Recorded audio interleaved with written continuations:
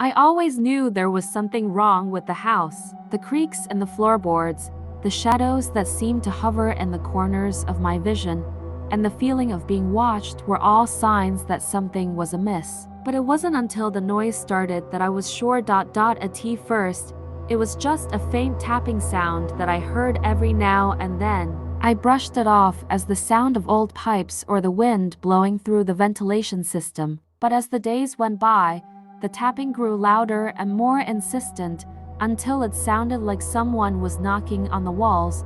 I tried to ignore it, convincing myself it was just my imagination. But the more I tried to ignore it, the more persistent the noise became. It was as if it wanted me to pay attention, as if it had something to say. One night, unable to take it anymore, I finally gathered the courage to go down to the basement to investigate. As I descended the stairs, the tapping grew louder until it became a deafening roar that filled my ears. But when I reached the bottom of the stairs, the noise stopped. There was nothing there, just the cold, empty darkness of the basement. I turned to go back up the stairs, but something caught my eye. In the corner of the room, there was a figure. It was barely visible in the darkness, but I could make out the silhouette of a hunched-over person staring at me with bright red eyes. I screamed and ran up the stairs as fast as I could, slamming the door behind me. But the noise continued, even louder now,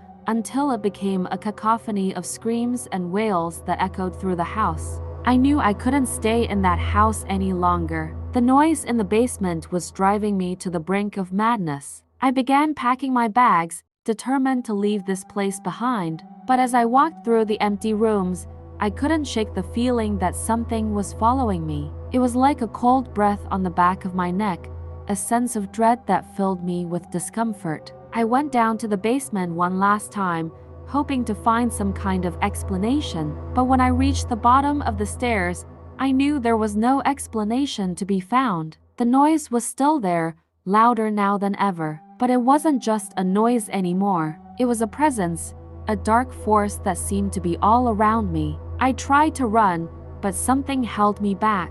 It was like an invisible hand, gripping me tightly and refusing to let go. In that moment, I knew I was trapped in a house that was no longer mine, with a presence that would never let me leave. And so, I sat in the basement, resigned to my fate, listening to the noise that would haunt me for the rest of my days.